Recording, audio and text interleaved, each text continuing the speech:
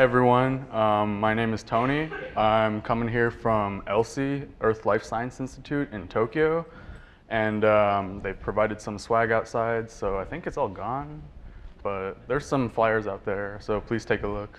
And I'm going to be talking about some collaborative work I've been doing with ELSI, City College New York, and with Harvard. So one of the major questions that a lot of people in the astrobiology field, specifically like when people are interested in studying the origin of life, are how did the prebiotic building blocks form? And from the warm-up talk earlier, we see that, yeah, it's very interesting to think about how amino acids, nucleotides, or lipids form, and more specifically, how did these building blocks specifically polymerize or assemble into something larger and useful? So peptides or proteins, nucleic acids, or vesicles. And specifically, I'm very interested in amino acids and peptides. And on the early Earth, there have been many, or it's been shown that there are many possibilities for the emergence of amino acids and peptides. For example, extraterrestrial objects or atmospheric discharge or hydrothermal vents, they can produce amino acids, and volcanic gases or mineral surfaces can help to catalyze the conjugation of these amino acids into peptides, longer amino acid containing chains.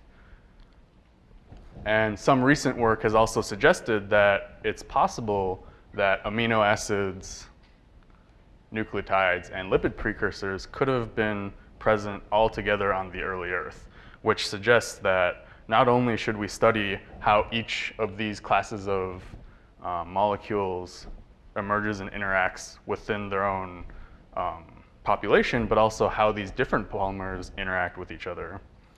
One interesting system that's been studied previously is the formation of coacervates, which are phase-separated species that form from the interaction of two oppositely charged polymers. And if there's a poster earlier on coacervates, I think there might be another one tomorrow, so interesting stuff. And essentially, one of these coacervates, with this one specifically, is produced from mixing ATP and polylysine, which is a cationic peptide, forms these segregated globules that actually segregate and concentrate RNA. So here we see the localization of a fluorescently labeled RNA into specific globules in this system.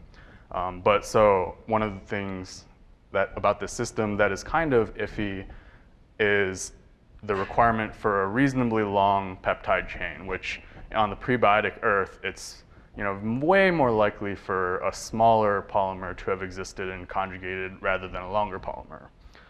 So this begs the question now, can we utilize smaller peptides to self-assemble into longer structures that have similar activities and similar uses as their original longer peptides? So specifically, I'm interested in seeing if we can use shorter peptides to self-assemble into perhaps a binding or scaffolding system for early nucleic acids, DNA or RNA.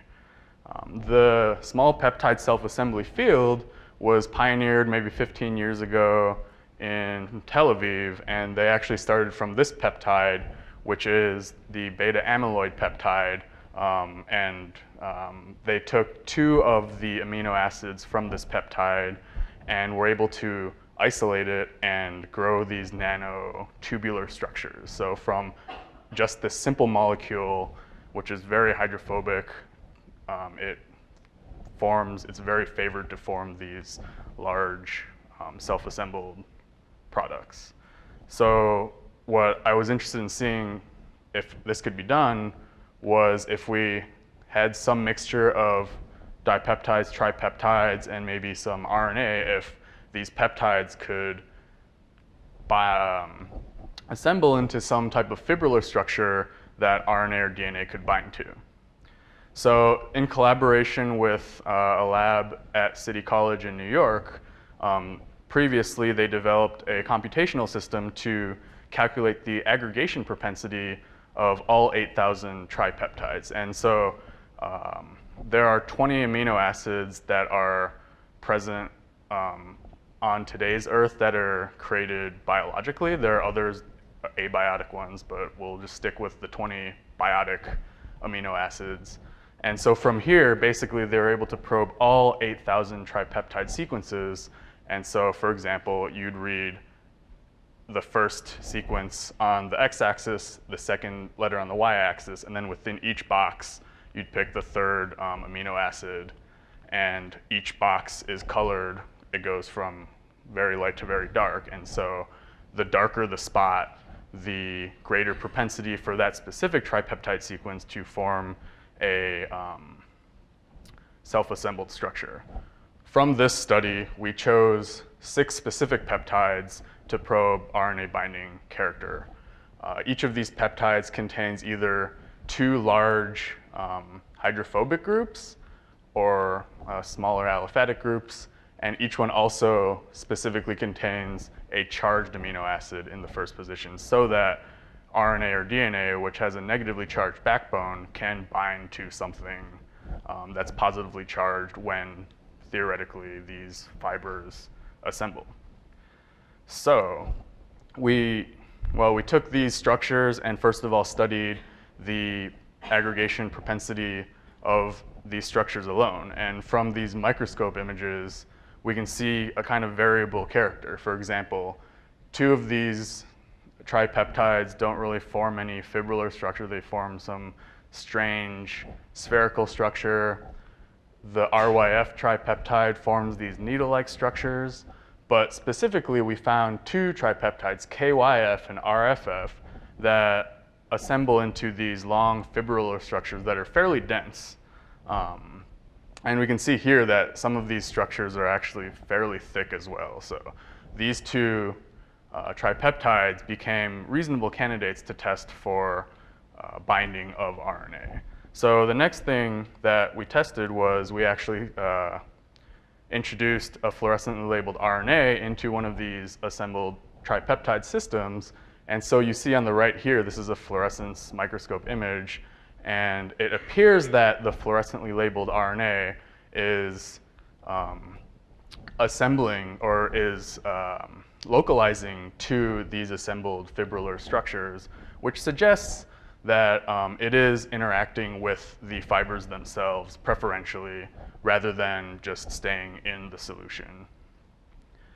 Similarly, we also observed a slightly similar behavior with the RFF tripeptide upon RNA binding. It was a little less apparent. And one of the things we learned about the RFF peptide was that these structures only formed under specific conditions in phosphate buffer, which is not very compatible with magnesium, which is used in a lot of RNA and ribozyme reactions. So we went forward and characterized further the KYF tripeptide. And we also found that not only does single-stranded RNA bind to these fibrillar structures, but also double-stranded RNA, a different length of single-stranded RNA, as well as single-stranded DNA. And so it can bind to many different types of nucleic acids. Actually, it might just work here. Yeah, so here now is something interesting that came out from this study, in that now that we know that these fluorescently labeled RNA are apparently binding to the assembled fibril structures, we thought, oh, can we use this RNA molecule, this fluorescence now, to probe the dynamics of the fibrils themselves? So here, this image, or this movie, we're going to be showing, it's a time course of a self-assembling tripeptide fibril structure with fluorescently labeled RNA that localizes to these structures. So I'm just going to play this. And you can see over time that there's some dynamic change going on with these fiber structures. They appear to be growing and changing over time. I'll play that again. Of course, this raises a bunch of interesting questions, like why is it growing from one side? Is the nucleation site important? What about the substrate that it's growing on? But at the very least, now we've developed a system where previously the people studying tripeptide fibril assembly didn't really consider studying really specifically the dynamics of the assembly process itself. But now we have a direct binding reporter, and we can further probe this system and kind of study interesting things about it. It's pretty nice to look at.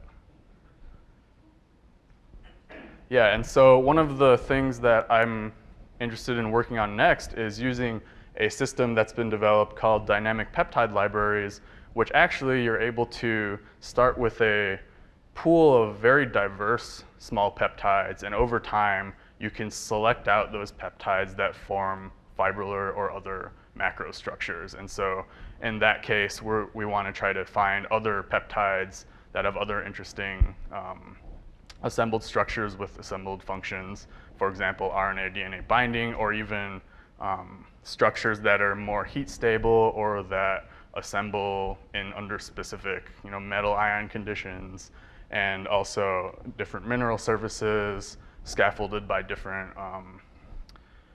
things, and also finally to see if the localization of RNA onto these fibrils can somehow affect evolution of RNA or even template its polymerization.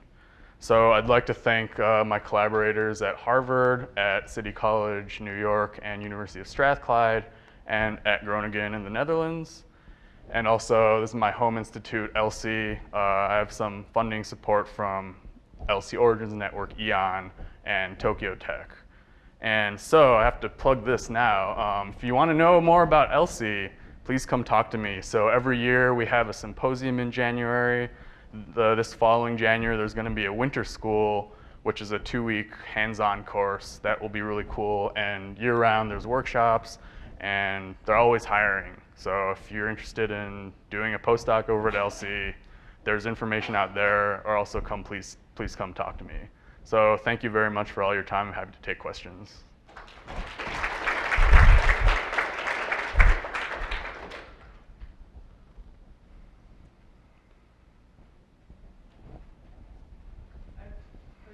Questions about your movie. Firstly, was it confocal microscopy? Secondly, yes. How thick is the structure that's growing? And is it an artifact of the imaging that everything looks like parallel to the glass surface? So this is a confocal microscope image. Second question? Oh, how thick is the structure that's polymerized? Or not, like self-assembly? I'm not sure, but in a 3D in a tube structure, the entire structure forms a gel-like state. So it should be very large three-dimensionally. It could be. And third question. Oh, were the fibers aligned with the glass? Sorry? Are the fibrils aligned with the glass? Like, are they all kind of parallel with the glass? I don't know the answer to that. And we're actually right now probing also like whether different substrates have some effect on the assembly properties. I have a question about from the paper published by your collaborator, the Nature Chemistry paper in which they test the, this exact one. So it seems like tryptophan-rich tripeptides have the highest propensity for forming the self-assembled structure, because it's like the WW is like all the way down the in the lower left-hand side, and I was wondering why the tripeptide that you studied don't have any tryptophan. Yeah, so these were a smattering of different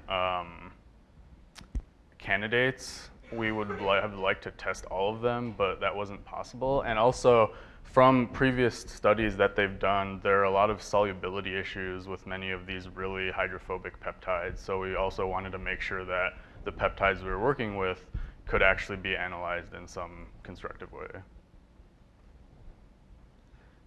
Hey, nice talk. I had a question about the composition of the fibers themselves and how well you guys understand what those actually are. and how thick they are, for instance? Are they single fibers, are they double fibers, or do you have any idea? I don't specifically know a lot about this, but I'm sure that the people in the lab, in the Uline lab at New York, there are some people that are certainly studying this, and they probably have a much better idea than I would have a guess. It seems like the fibers are consistent between the different runs that you use to create them. For specific conditions, generally, yes. They're very highly condition dependent. Okay. For example, changing the buffer system could lead to no growth or like much denser growth. Great, thanks. And sort of following on that, I have another question about the fibril formation. There have been some suggestions in the literature that just phenylalanine amino acids themselves can make fibrils. So I was wondering what the rationale for picking tripeptides was, and whether you think some of this might happen with just single or double amino acids. Yeah, it would be really interesting if single or double, if like we could study more about these like single amino acid, dipeptide assemblies. I guess specifically for this study, we just wanted to make sure to include a cationic group because we were looking for RNA binding. But if you're looking for something else, like formation of a gel state for whatever reason to prevent diffusion or something, you might be able to select out a single peptide, single amino acid or dipeptide. And so this dynamic peptide library technique that's been developed, you're able to start with a lot of different components and select out something that you want. So. Cool. All right. Thank you very much. Thank you.